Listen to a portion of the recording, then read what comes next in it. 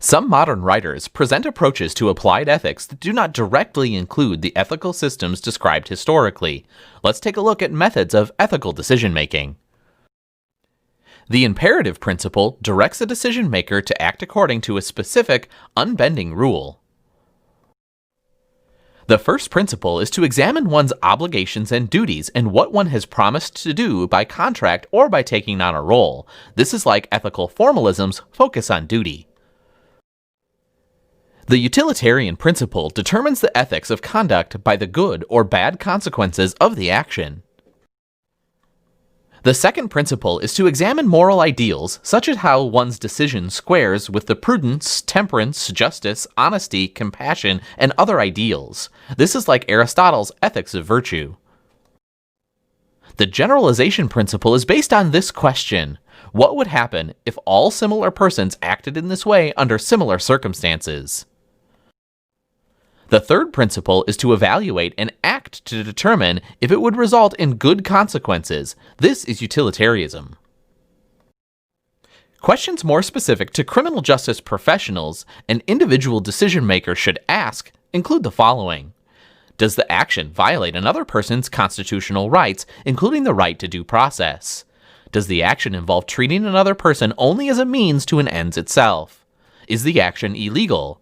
Do you predict that your action will produce more bad than good for all persons affected? And finally, does the action violate department procedure or professional duty? The simplest test is the so-called front page test.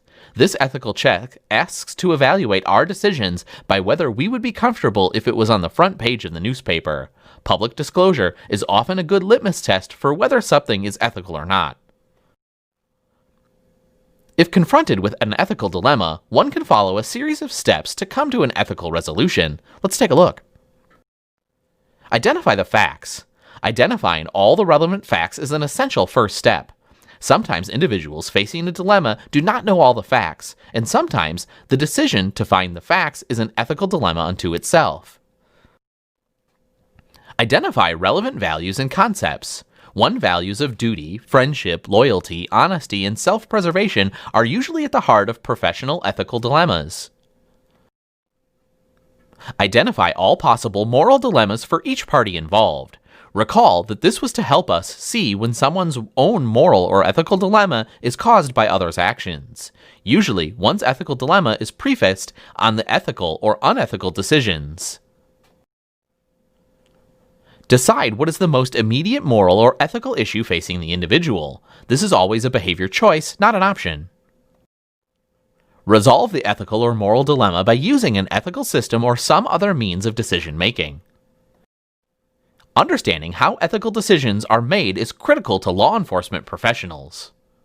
A gratuity, also called a tip, is a sum of money customarily given by a client or customer to a service worker in addition to the basic price. Tipping is commonly given to certain service sector workers for a service performed or anticipated, as opposed to money offered for a product or as part of a purchase price. Depending on the country or location, it may or may not be customary to tip servers in bars and restaurants, taxi drivers, including ride-sharing, hairstylists and so on. The exchange is typically irreversible, differentiating it from the reward mechanism of a placed order, which can be refunded. Tips and their amount are a matter of social custom and etiquette, and the custom varies between countries and settings. In some locations tipping is discouraged and considered insulting, while in some other locations tipping is expected from customers. The customary amount of a tip can be a specific range of monetary amounts or a certain percentage of the bill based on the perceived quality of the service given. In some circumstances, such as with U.S. government workers and more widely with police officers, receiving gratuities or even offering them is illegal. They may be regarded as bribery. A fixed percentage service charge is sometimes added to bills in restaurants and similar establishments. Tipping may not be expected when a fee is explicitly charged for the service. From a theoretical economic point of view, gratuities may solve the principal-agent problem, the situation in which an agent, such as a server, is working for a principal, such as a restaurant owner or manager, and many managers believe that tips provide incentive for greater worker effort. However, studies of the real-world practice show that tipping is often discriminatory or arbitrary. Workers receive different levels of gratuity based on factors such as age, sex, race, hair color and even breast size, and the size of the gratuity is found to be only very weakly related to the quality of service. Economic corruption includes gratitudes, overtime schemes, misuse or appropriation of departmental property, payoffs, ticket fixing, bribery or extortion, and theft from burglary scenes or drug raids. Let's take a look at police economic corruption. Corruption has been described as acting on opportunities created by one's authority for personal gain at the expense of the public one is authorized to serve. Gratitudes are items of value received by an individual because of his or her role or position rather than because of a personal relationship with the giver. The widespread practices of free coffee in convenience stores, half-price or free meals in restaurants, and half-price dry cleaning are examples of gratitudes. Justifications for gratitudes include the idea that some businesses need extra protection, that they're no different than the perks of other occupations, and that they compensate for poor pay, and they only cement community relations. Research indicates that people do not support gratitudes, but do not think they're very serious either, especially when the items were infrequent, food, or inexpensive. Critics of gratitudes argue that they erode public confidence in law enforcement and undermine our quest for professionalism. Critics argue against gratitudes for the following reasons. Professionals don't take gratitudes, gratitudes are grounds for corruption, and gratitudes are an abuse of authority. Additionally, critics argue that gratitudes add up to substantial amounts, they're the beginning of more serious forms of corruption, they're contrary to democratic ideals, and they create a public perception that police are corrupt. Where should one draw the line between harmless rewards and inappropriate gifts?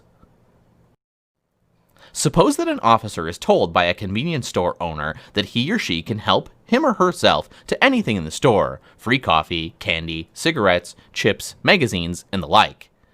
In the same conversation, the store owner asks the officer for her personal cell phone number in case something happens and I need to get in contact with you. Is this a gift or is it an exchange? Free meals or even coffee may influence the pattern of police patrol and thus may be wrong because some citizens are not receiving equal protection. The blue discount suit was a term that indicated how officers felt about gratitudes, explaining how officers expected merchants to extend free merchandise with the saying, "If you got no pop, you got no cop." Graft is the exploitation of one's role by accepting bribes or protection money. Examples of graft involve a range of seriousness from cheating a little on overtime to sophisticated schemes that utilize police power for private gain.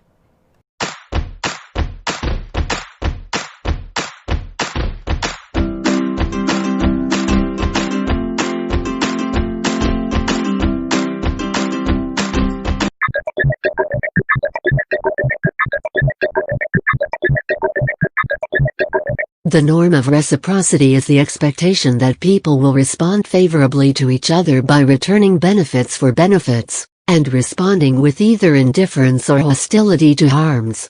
The social norm of reciprocity often takes different forms in different areas of social life, or in different societies.